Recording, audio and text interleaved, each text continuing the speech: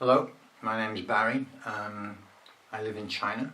I was born in England, and you can find me on Twitter as ChinaBazaar, which is ChinaBazzar. And you will see from my Twitter timeline that I tweet often about the world situation as I see it from my perspective. I've hit the point where I feel the need to speak with my own voice and my own face and speak what I feel is the truth about the constant barrage of anti-China propaganda that is being unleashed unfairly against China.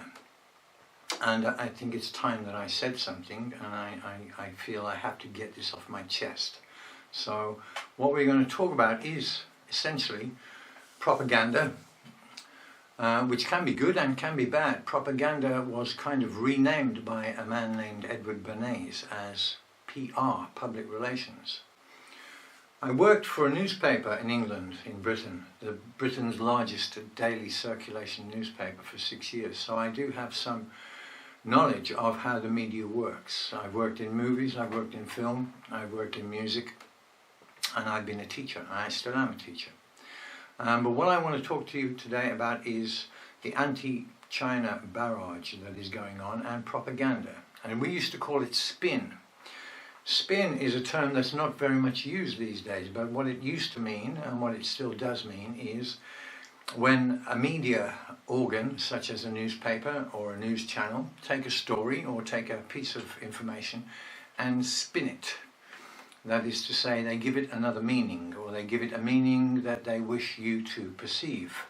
They wish to change your thinking about a particular situation. And these people are called spin doctors. And spin doctors exist today just as much as they ever have. So, we're going to talk about propaganda, and certainly about anti-China propaganda. Spin.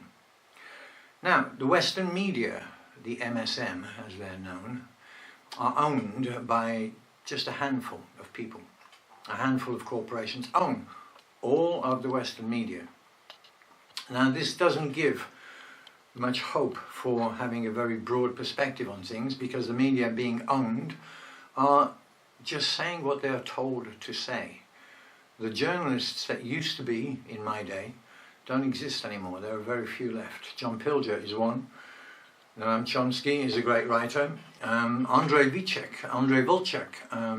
has just recently died in Istanbul, and he again was a great reporter, a great journalist who told the truth. He went to the countries that he was reporting about, and we'll talk about him later.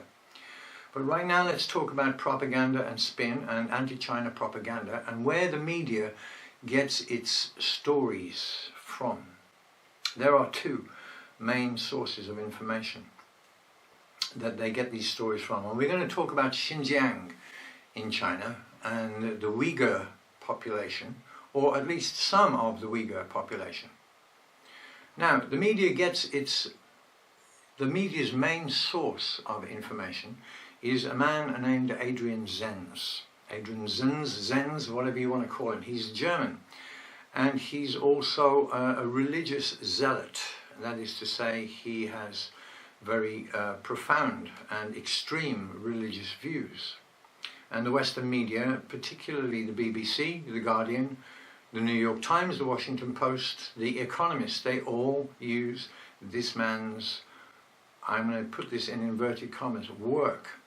Now, how this began was a while ago. The BBC, the British Broadcasting Corporation, approached Adrian Zenz and asked him to write, to find something that they could use to make China look bad. This is a fact, and this is, I'm quoting Adrian Zenz's own words now. The BBC asked me if I could find something, and I told them no. It's too difficult, it's too hard, there is not enough evidence. This is the words of Adrian Zenz, and we'll show you this. We'll show you the tweet that Adrian Zenz actually posted. So I'm quoting his own words. He said, I can't find this, there's no evidence, it's too difficult. The BBC later approached Adrian Zenz again with a commission. Now, when we're talking about a commission, we're talking about money. which means the BBC were, are and have paid Adrian Zenz to find something. Adrian Zenz then accepted. So at first he said, no, I can't do this. Later he accepted, and we presume that he was offered a lot more money to find something.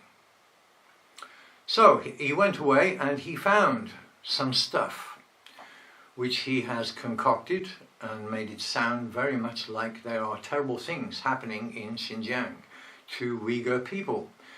Now this is patent untruth, and Adrian Zenz has been exposed many times on social media as being somebody who does not speak the whole truth about things, somebody who twists facts, somebody who spins information to make it read in the way that the people who pay him want it to read. Now, another source of information, you can call it, or disinformation as I would prefer to call it, on the situation in Xinjiang with Uyghur people, or a certain section of Uyghur people, is actually, now you're not going to believe this, but it's actually the media itself. Now I'm going to quote, and we'll show you the clip of this interview with a man named Omar Kanat. Now Omar Kanat is the president of the World Uyghur Congress. Now the WUC, the World Uyghur Congress, are very heavily funded by something called the NED, the National Endowment for Democracy. The National Endowment for Democracy is another branch, another arm of the CIA. In their own words, they freely admit that's what the NED are.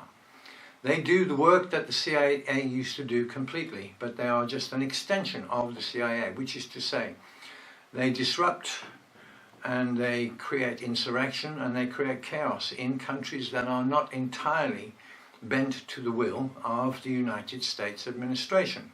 This is what they do. It's a fact. It's on record. So, the WUC and Omar Kanat are funded by the NED, the CIA. Omar Kanat used to work for something called Radio Free Asia, which was set up as a disinformation and propaganda campaign against mainly China, but it's pro-America, pro-US, pro-US interests, and it is funded again by the CIA and the NED. Omar Kanat worked for Radio Free Asia. Now he's the president of the World Uyghur Congress.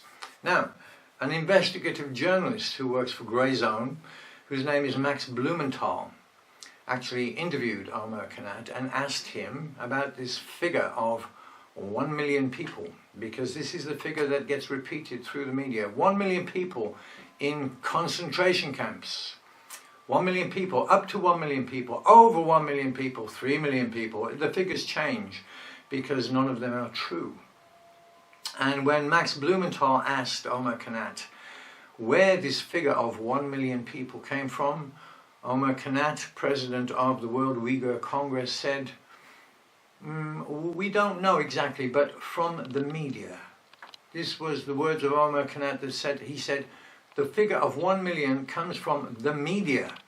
So the media are providing their own story. This is what you call spin. This is what you call propaganda. The figure of 1 million is an untruth right from the beginning. They gave themselves their own figure.